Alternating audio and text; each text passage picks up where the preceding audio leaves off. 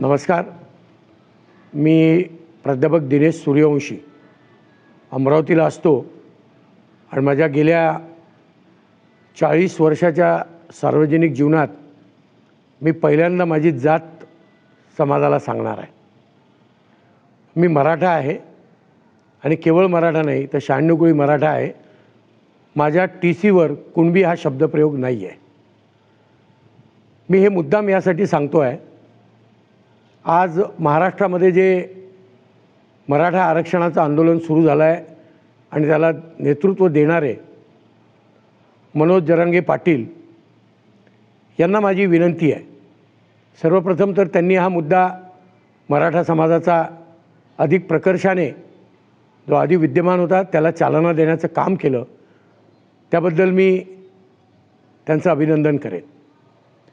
मात्र मला एक गोष्ट खूप अनाकलनीय वाटते आहे, समजत नाही आहे की जे मनोज जरांगे पाटील हे, मला एक्झॅक्ट तारीख माहीत नाही, पण गेल्या 15 दिवसापूर्वी 16 किंवा 17 ऑक्टोबरला त्यांनी IBN लोकमतला जी मुलाखत दिलेली आहे, अतिशय संयमी, अतिशय मॅच्युअर्ड नेतृत्व म्हणून त्यांनी आपली बाजू शांतपणे मांडण्याचा प्रयत्न तिथं केला आहे.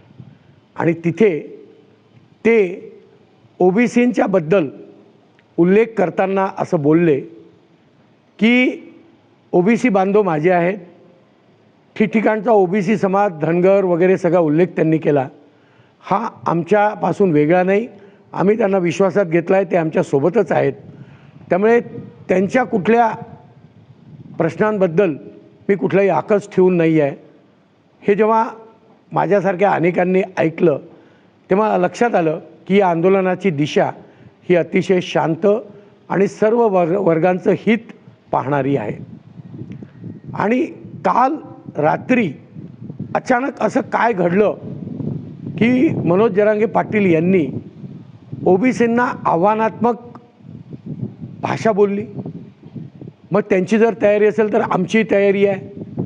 मला असं वाटते, आणि सगळ्यात महत्त्वाची गोष्ट अशी की देवेंद्र फडणवीस हे मराठा समाजाचे केवळ मित्र नाही आहेत, हे मराठा समाजासाठी सखा आहेत. जसं कृष्णाचा सखा हा सुदामा होता, सुदामाचा सखा हा कृष्ण होता, तशीच भावना आहे फडणवीसांकडे. आणि मी मुद्दाम सांगतो आहे हे ते यासाठी की मला संत गाडगेबाबा अमरावती विद्यापीठाच्या व्यवस्थापनावर राज्यपालांचा प्रतिनिधी म्हणून नेमण्यासाठी मी माननीय देवेंद्रजींना विनंती केली की आपण राज्यपालांकडे माझ्या नावाची शिफारस करावी. त्यावेळेस अनेक OBC नेते, अनेक उच्च वर्गातले ब्राह्मण वगैरे अशा सगळ्या जातींमधले कार्यकर्ते उपस्थित असताना, मोठ्या प्रमाणावर अशा पद्धतीचे सगळे कार्यकर्ते उपलब्ध असताना त्यांनी माझ्यासारख्या कार्यकर्त्याला, जो अनेक वर्षापासून विद्यापीठामध्ये संबंधित आहेत, त्याला नेमलं. भारतीय जनता पार्टीचं मला अध्यक्ष केलं.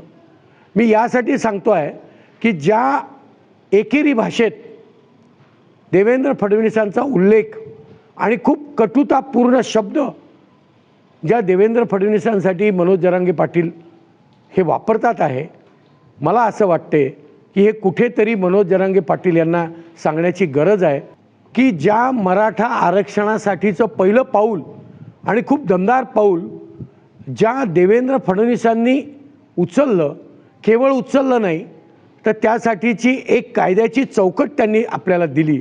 आणि ती कायद्याची चौकट ही उच्च न्यायालयापर्यंत आपल्याला मंजूरसुद्धा झाली. आणि दरम्यान सरकार गेलं, बरोबर बाजू मांडल्या गेली नाही, म्हणून सुप्रीम कोर्टामध्ये ते टिकलं नाही. पण मराठ्यांच्या आरक्षणाला न्याय देण्याचं पहिलं पाऊल गेल्या 60 वर्षामध्ये, गेल्या 70 वर्षामध्ये जर कोणी केलं असेल तर ते देवेंद्र फडणवीस आहेत. आणि म्हणून मी म्हटलं की देवेंद्र फडणवीस हे सखा आहेत, केवळ मित्र नाही आहे. मित्र आणि सखामध्ये फरक असतो.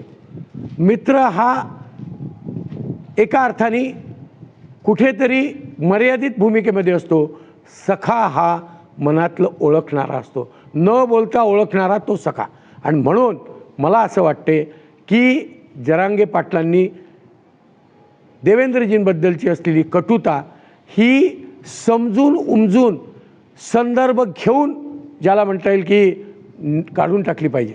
माझ्याकडे हे शरद पवारांचं लिहिलेलं पुस्तक आहे. मी अलीकडच्या काळात हे पुस्तक वाचतो आहे आणि शरद पवारांसारखा मुरब्बी महाराष्ट्राच्या नाही देशाच्या राजकारणामध्ये ज्यांनी अनेक वर्ष आपली राजकीय कारकीर्द घालवली ते काय म्हणतात आहे मराठा आरक्षणाबद्दल हे मी तुम्हाला वाचून दाखवतो. हे त्यांचं जे पुस्तक आहे लोक माझे सांगाती त्यातलं ही नवीन आवृत्तीबद्दल बोलतो आहे मी, जी अलीकडच्या काळात प्रसिद्ध झाली. राजकीय आत्महत्या सुधारित आवृत्ती त्यातल्या पेज क्रमांक 293वर मी सगळ्या महाराष्ट्राचं लक्ष वेधू इच्छितो. त्यात ते असं म्हणतात, मराठा आंदोलनाबाबत माझी भूमिका अतिशय स्वच्छ होती. आपण सर्वांच्याच उत्कर्षासाठी प्रयत्न करायला हवेत. फक्त आपल्याच जातीसाठी अधिकचा पुढाकार घेऊन काही करणं हे योग्य नव्हे. ही भावना आमच्यासारख्याच्या मनात होती. कटुता वाढू नये, दरी निर्माण होऊ नये असा आमचा प्रयत्न होता. मराठा समाजातल्या नाहीरे वर्गाच्या, याचा अर्थ अत्यंत गरीब आणि आत्ता जे त्याला गरजवंत म्हणतात आहे, यांच्या प्रश्नांना हाल घालताना अन्य समाजातल्या वंचित वर्गाबरोबर मराठा समाजातल्या गरीब वर्गाचा संघर्ष होता कामा नये असं माझं ठाम मत होतं. माझ्या आणि माझ्यासारख्या समन्वयवादी भूमिका घेणाऱ्याच्या विरोधात मराठा समाजातल्या टोकाच्या भूमिका असणाऱ्यांची टीकेची झोड उठली. मराठा समाजातल्या उच्चशिक्षित सुस्थितीत घटकांचा विचार केला नाही तरी चालेल, परंतु समाजातल्या बहुसंख्य वंचितांचा विचार केला जावा असा माझा आग्रह होता. हे करत असताना, हे महत्त्वाचं आहे, हे करत असताना राज्यघटनेने अनुसूचित जाती, जमाती, आदिवासी आणि अन्य मागासवर्गीय, त्यांनी कंसात लिहिलं आहे OBC, यांना दिलेल्या सवलतींना धक्का लागणार नाही याची खबरदारी घ्यावी, हेही माझं स्पष्ट मत होतं. मग हे जर का एका अर्थाने महाराष्ट्रातले, देशातले, राजकारणातले सर्वोच्च नेते आणि परिपक्व नेते, आणि थोडंसं बोलणं योग्य नाही पण आता बोलतो, तेही मराठा समाजाचंच प्रतिनिधित्व करतात, त्यांची जर का ही भूमिका आहे की OBCंच्या मूळ आरक्षणाला धक्का न लावता मराठा आरक्षण दिलं गेलं पाहिजे, तर का म्हणून तुम्ही देवेंद्र फडणवीसांना दोषी धरून राहिले? कोणत्या अर्थाने एक शब्द ज्या माणसाने चुकीचा बोलला नाही. मी याही पुढे जाऊन म्हणेल की दिवंगत मुख्यमंत्री ज्यांनी विलासराव देशमुखांनी एका कार्यक्रमात छगन भुजबळ, गोपीनाथ मुंडे हे सोकॉल्ड ज्याला म्हणता येईल की OBCचे नेते उपलब्ध असताना, उपस्थित असताना सांगितलं की आता वेळ आलेली आहे की जातीगत आरक्षणाच्या वर उठून आपण सामाजिक आणि आर्थिक आधारावर आरक्षण देण्याची गरज आहे.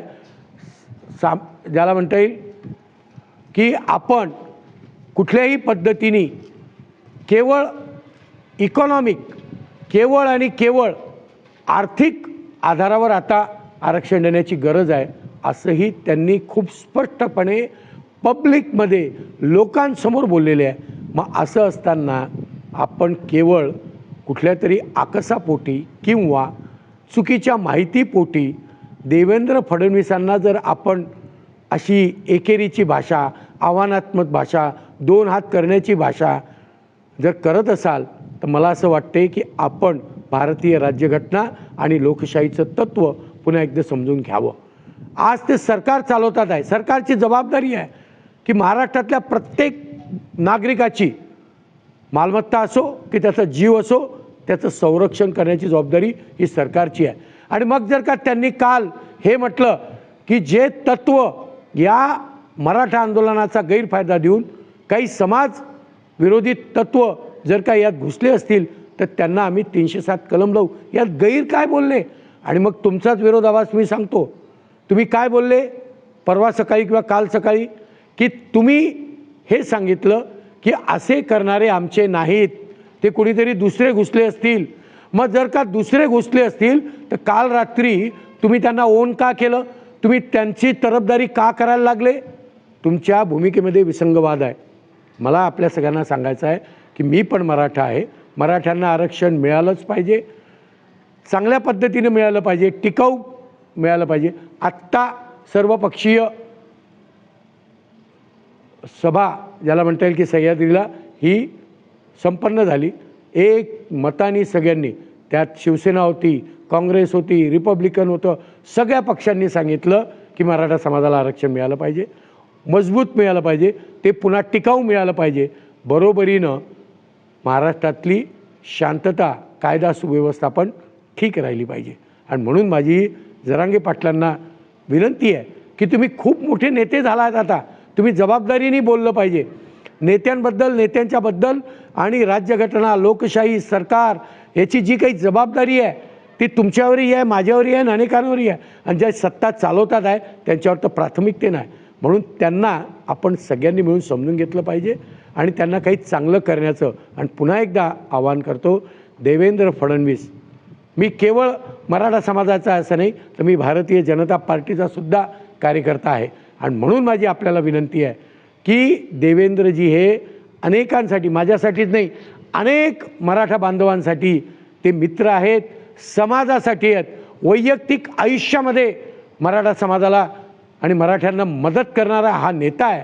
त्यामुळे त्यांच्याबद्दलची जी कटुता तुमच्या मनामध्ये निर्माण झाली आहे ती गैरसमजातून असेल असं मी मानतो. ती कृपया काढून टाका. धन्यवाद.